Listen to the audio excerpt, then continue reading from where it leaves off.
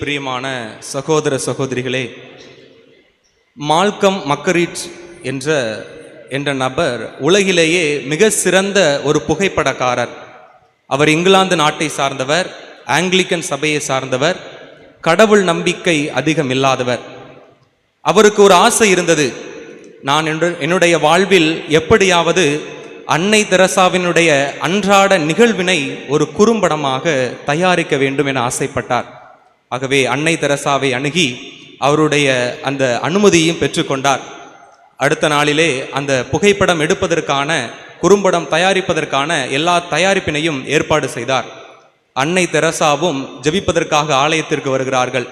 அன்னை தெரசாவை நோக்கி பளிர் மின் விளக்குகளை எல்லாம் அந்த மால்கம் என்கிறவர் பொருத்தி வைத்திருக்கின்றார்.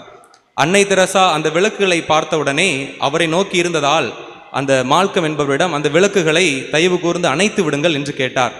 அப்போது அந்த மால்கம் என்பவர், அன்னையே, இந்த விளக்குகள் இருந்தால்தான் நான் எடுக்கக்கூடிய குறும்படம் தெளிவாக வரும் என்று அன்னை தெரசாவிடம் கேட்டார். அன்னை தெரசாவோ, எனக்கு குறும்படம் முக்கியமல்ல, ஆண்டவர் இயேசுதான் முக்கியம், அவருக்காக நான் நேரத்தை செலவிட வருகிறேன், ஆகவே தயவு கூர்ந்து அந்த விளக்குகளை அணைத்து விடுங்கள் என்று கேட்டார். அதன்படி காலை ஜபம், தியானம், திருப்பலி இந்த 3 நிகழ்வுகளிலும் மின் விளக்குகளை அவர் அணைத்துவிட்டு மற்ற நிகழ்வுகளை எல்லாம் பளிர் விளக்குகளால் பதிவிட்டு குறும்படத்தை தயாரித்து அவர் அந்த குறும்படத்திலே திரையில் போட்டு பார்க்கின்றார். அப்போதுதான் அவர் வியப்பில் ஆழ்ந்து போனார். காரணம், எந்த நிகழ்வுகளை எல்லாம் அன்னை தெரசா பங்கெடுத்த காலை ஜபம், தியானம், திருப்பலி இந்த 3 நிகழ்வுகளும் மட்டும் மிக மிக பிரகாசமாக ஒளி பெற்றதாக இருந்தது மற்ற நிகழ்வுகளை ஒப்பிடும்போது. அப்போதுதான் அவர் புரிந்து கொண்டார், அன்னை தெரசாவிடம் ஒரு தெய்வீக ஒளி இருக்கிறது என்று. உடனே இந்த நிகழ்வினை குறித்து, இந்த செயல்பாட்டை குறித்து அன்னை தெரசாவினை அணுகி, அன்னையே, ஏன் இப்படி நடந்தது என்று கேட்டார். அப்போது அன்னை தெரசா இவ்வாறாக கூறினார், நான் தினமும் ஒரு மாத்திரை சாப்பிடுகிறேன், அந்த மாத்திரையினாலேயே அனைத்தையும் செய்கிறேன் என்று கூறினார். மால்கம் மக்கரிட்ஜ் என்பவருக்கோ ஒரு வியப்பு. ஆவலோடு, மாத்திரையா, அது எங்கே இருக்கிறது, எங்கே கிடைக்கும் என்று அன்னை தெரசாவிடம் கேட்கிறார். அப்போது அன்னை தெரசா நற்கருணை பேழையை சுட்டி காட்டி, அதோ அந்த நற்கருணை பேழையிலே உயிருள்ள உணவாக இயேசுவினுடைய திருவுடலும் திருரத்தமாக நற்கருணை வடிவிலே இருக்கிறாரே, அவர்தான் என்னுடைய மாத்திரை, அவரே எனக்கு உடலில் உள்ள வலிமையை கொடுக்கிறார், எனக்கு ஆன்ம சக்தியை கொடுக்கிறார், பிறருக்கான பணி செய்யக்கூடிய ஆவலையும் ஆற்றலையும் தருகிறார் என்று கூறினார். ஆம், இயேசுவில் பிரியமான சகோதர சகோதரிகளே, நற்கருணை வடிவிலே பிரசன்னமாக இருக்கக்கூடிய இயேசுவினுடைய திருவுடல் திருரத்த பெருவிழாவை இன்று நாம் ஒவ்வொருவருமே கொண்டாடி மகிழ்கிறோம். உங்கள் ஒவ்வொருவருக்குமே பெருவிழா வாழ்த்துக்கள். இந்த இயேசுவினுடைய திருவுடல் திருரத்த பெருவிழாவானது உயிருள்ள உணவாக இருக்கக்கூடிய ஆண்டவர் இயேசுவினுடைய திருவுடலும் திருரத்தமாக இருக்கிறார் என்றும், அவரை உண்ணக்கூடிய நாம் ஒவ்வொருவருமே பகிர்வு மனப்பான்மையோடு வாழ வேண்டும் என்கின்ற உண்மையை நமக்கு கற்றுக் கொடுத்து அதை குறித்து சிந்திக்க அழைப்பு விடுக்கிறார். நாம் ஒவ்வொருவருமே நம்முடைய அன்றாட வாழ்வில் உண்ணக்கூடிய உணவுகள் அனைத்துமே உயிரற்றவை. ஒரு உயிரை கொன்று அதை நாம் உண்ணுகிறோம். அது சில செடி கொடிகளாக இருந்தாலும் சரி, விலங்கு இனங்களாக இருந்தாலும் சரி, உயிருள்ள உணவு உயிரற்றதாக மாறி உயிர் தருகிறது. அதில் வரக்கூடிய சத்துக்கள் அனைத்துமே நம்முடைய உடலுக்கு வலிமை தரக்கூடியது. ஆனால் ஆண்டவர் இயேசு தரக்கூடிய உணவு, தன்னுடைய உடலையும் இரத்தத்தையும் உயிருள்ள உணவாக நமக்கு தருகிறாரே, அந்த உயிருள்ள உணவானது நாம் உண்பதற்கு முன்பும், நாம் உண்ணும் போதும், நாம் உண்ட பின்னும் என எல்லா நேரங்களிலும் ஆண்டவர் இயேசுவினுடைய பிரசன்னத்தை பெற்றிருக்கிறது. ஆகவே அவர் உயிருள்ள உணவாக நம்மோடு இருக்கிறார் என்பதை நாம் அறிகிறோம். இன்றைய வாசகங்களும் கூட இந்த உணவை மையப்படுத்தி குறிப்பிடப்பட்டதை நம்மால் அறிய முடியும். இன்றைய முதல் வாசகத்திலே வாசிக்கிறோம், ஆபிரகாம் தன்னுடைய சகோதரர் லோத்துவோடு 4 அரசர்களை வீழ்த்தி திரும்பி வரக்கூடிய அந்த நிறைவு பகுதியை சுட்டி காட்டுகிறது. இங்கே மெல்கிசதேக்கு என்கின்ற ஒரு உருவக பெயர் பயன்படுத்தப்படுகிறது. அதற்கு நீதியின் அரசர் என்பது பொருள். சாலேம் என்பதற்கு அமைதி என்பது பொருள். ஆக இவர் அமைதியின் நீதியின் அரசராக, கடவுளின் அர்ச்சகராக இங்கே குறிப்பிட்டு கூறப்படுகிறார். ஆபிரகாம் தன்னுடைய சகோதரர் லோத்துவோடும் தன்னுடைய பணியாளர்களோடும் போரினாலும் பசினாலும் வாடி வதங்கி வரக்கூடிய சூழலில் இந்த சாலேம் அரசர் அவரை அணுகி அவர்களுக்கு அப்பமும் ரசமும் கொடுத்து அவருடைய பசியை போக்குகிறார். இங்கே உணவு பரிமாறப்படுகிறது, பகிரப்படுகிறது. இன்றைய 2ஆம் வாசகத்திலே வாசிக்கிறோம், திருத்தூதர் பவுல் கொரிந்து நகர மக்களுக்கு ஆண்டவருடைய இறுதி ராவுணவானது எப்படி கொண்டாடப்பட வேண்டும் என்பதை கற்றுக் கொடுக்கிறார். இந்த கொரிந்து நகர மக்கள் எப்போதெல்லாம் ஆண்டவர் இயேசுவினுடைய இறுதி ராவுணவை அப்பமிட்டு பகிர்ந்து கொண்டார்களோ அப்போது அவர்கள் விருந்துண்டார்கள். அந்த விருந்திலே அனைவரும் பங்கு பெற்றார்கள். சாதாரண மக்களும் ஏழை எளிய மக்களுக்கும் உணவு பரிமாறப்பட்டது. இங்கேயும் உணவு பரிமாறப்பட்டதை நாம் குறிப்பிட்டு அறிய முடியும். யோவான் நற்செய்தி 6 இறை சொற்றொடர் 41 நாம் வாசிக்கிறோம், வானினின்று இறங்கி வந்த உணவு நானே என்று இயேசு கூறுகிறார். இயேசுவே உயிருள்ள உணவு என்று நமக்கு கற்றுத்தருகிறார். இயேசுவே இந்த உலகின் பசியை போக்கக்கூடிய உயிருள்ள உணவு என்பதை நாம் இதிலிருந்து அறிய முடியும். நற்செய்திகள் உள்ள அந்த 4 நற்செய்தியை நாம் உற்று நோக்கினால் இயேசுவே உலகின் உணவு. இந்த உணவு கருத்தியலாக்கம் இயேசுவினுடைய வாழ்வின் பிறப்பிலிருந்து அவருடைய இறுதி காலம் வரை அவரை பின்னி பிடைந்து வருவதை நம்மால் அறிய முடியும்.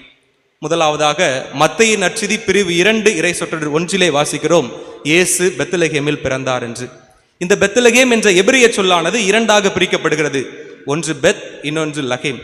பெத் என்பதற்கு வீடு என்றும் லகேம் என்பதற்கு அப்பம் என்றும் குறிப்பிடப்படுகிறது. ஆக பெத்லகேம் என்பதற்கு அப்பத்தின் வீடு என்று பொருள். ஆகவே இயேசு பெத்லகேமில் பிறந்தார் என்பதற்கு காரணம் அவர் நம் ஒவ்வொருவருடைய உலகின் பசியை போக்கக்கூடிய உயிருள்ள உணவு என்பதை நமக்கு கற்றுத்தருகிறது. லூக்கா நற்செய்தி பிரிவு 2 இறை சொற்றொடர் 12 வாசிக்கிறோம், குழந்தை இயேசுவை தீவன தொட்டியில் கிடத்தி இருந்தார்கள். ஆடு மாடுகள் தின்னக்கூடிய அந்த உணவு தீவனம். ஆகவே ஆண்டவர் இயேசு ஆன்மீக தீவனமாக நமக்கு இருக்கிறார். யாரெல்லாம் இயேசுனுடைய உடலையும் இரத்தத்தையும் உண்டு பருகிறார்களோ அவர்கள் ஆன்மீக தெம்பு பெறுகிறார்கள் என்பதையும் நாம் இதிலிருந்து அறிகிறோம். மூன்றாவதாக யோவான் நற்செய்தி பிரிவு 2 இறை சொற்றொடர் 1 முதல் 12 உள்ள இறை சொற்றொடர்களை நாம் வாசிக்கும் போது அங்கே இயேசு செய்த முதல் அருள் அடையாளம் சுட்டி காட்டப்படுகிறது. இயேசு தண்ணீரை திராட்சை ரசமாக மாற்றுகிறார். இங்கே இந்த திராட்சை ரசம் இயேசுவினுடைய இரத்தமாக மாறக்கூடிய அந்த பெரிய வியாழனுடைய விழாவினுடைய முன்னோட்டமாக இருக்கிறது என்பதை நாம் அறிய முடியும். இறுதியாக இந்த சின்ன சின்ன நிகழ்வுகள் எல்லாமே ஒரு மேல்மாடி அறையில் ஆண்டவர் இயேசுவினுடைய இறுதி ராவுணவு நடந்ததே அதிலே உச்சமடைகிறது. நாம் இயேசுவில் பிரியமானவர்களே, இயேசுவின் தன்னுடைய உடலை நம் ஒவ்வொருவருக்கு உணவாக கொடுத்தார்.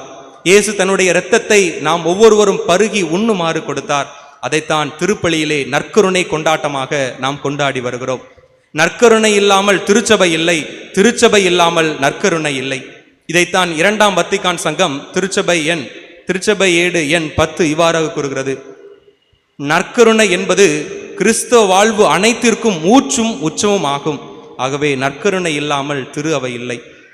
மறைந்த திருத்தந்தை 16ஆம் பெனடிக்ட் அவர்கள் நற்கருணையை பற்றி அன்பின் அருளடையாளம் என்கின்ற திருத்தூது அறிவுரையை எழுதினார்கள். அந்த திருத்தூது அறிவுரையில் நற்கருணை பற்றி 3 முக்கியமான பண்புகளை சுட்டி காட்டினார்கள். முதலாவது, நற்கருணை என்பது நம்பப்பட வேண்டிய மறைபொருள். இரண்டாவது, நற்கருணை என்பது கொண்டாடப்பட வேண்டிய மறைபொருள். மூன்றாவது, நற்கருணை என்பது நாம் நம்முடைய வாழ்வில் வாழ்வாக்கப்பட வேண்டிய மறைபொருள். நாம் ஒவ்வொருவருமே தினமும், குறிப்பாக ஞாயிற்றுக்கிழமைகளில் திருப்பலியில் பங்கெடுத்து ஆண்டவர் இயேசுனுடைய உடலையும் இரத்தத்தையும் உணவாக உண்கிறோம். அதை நம்புகிறோம். அந்த நற்கருணையில் ஆண்டவர் இயேசுனுடைய உடலும் இரத்தமும் பிரசன்னமாக இருக்கிறார் என்பதை நம்புகிறோம். இதில் எந்த பிரச்சனையும் இல்லை. ஒவ்வொருவரும் திருப்பலியில் பங்கெடுத்து கதிரவன் தோன்றி கதிரவன் மறையும் வரை கடவுளுடைய மாட்சிக்காகவும் மானிடருடைய மீட்புக்காகவும் திருப்பலியில் பங்கெடுத்து நற்கருணையில் வரக்கூடிய ஆண்டவரை கொண்டாடி உண்டு மகிழ்கிறோம். அதிலும் எந்த பெரிய பிரச்சனையும் இல்லை. ஆனால் நற்கருணையை உட்கொள்ளக்கூடிய நாம் நம்முடைய வாழ்விலே அந்த நற்கருணையை பெற்று நம்முடைய வாழ்வாக்குகிறோமா என்றால் அங்கேதான் கேள்விக்குறியாக இருக்கிறது. இந்த இயேசுவினுடைய திருவுடல் திருரத்த பெருவிழாவை கொண்டாடக்கூடிய நாம் நற்கருணையை வாழ்வாக்க வேண்டும். நற்கருணையை நம்முடைய வாழ்வில் பின்பற்றி வாழ்வாக்க வேண்டும் என்றால் 2 நிலைகளை நாம் பின்பற்றி வாழ வேண்டும். ஒன்று, நல்லெண்ணத்தோடு சரியான மனநிலையோடு நற்கருணையை பெற்றுக்கொள்வது. இரண்டாவது, பகிர்ந்து வாழ கற்றுக்கொள்வது.